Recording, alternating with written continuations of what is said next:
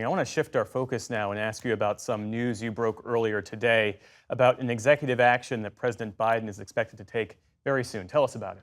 So next Tuesday, Jeff, the White House is going to hold an event that is marking the 12th anniversary of the Obama-era Deferred Action for Childhood Arrivals, which protected migrants that were brought to the U.S. as children.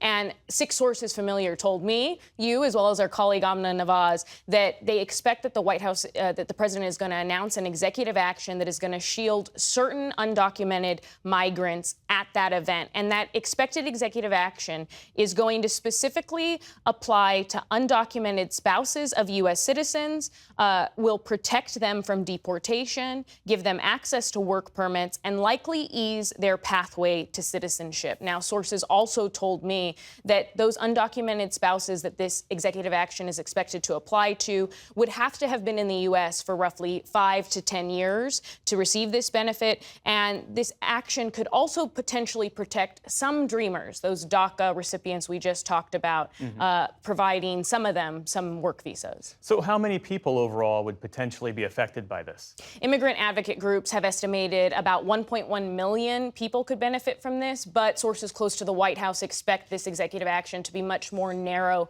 in scope, and it could affect around 500,000 instead of that 1.1 million. And I should add that a White House official told me that there's no final decision has been made, that this is still fluid, but sources close to the White House really expect that come Tuesday, the president is going to announce some protections for undocumented spouses of U.S. citizens. And Laura, this could be, have to underscore and emphasize the word could because it's still taking shape, this could be the biggest relief program since DACA. What's the expected political impact here?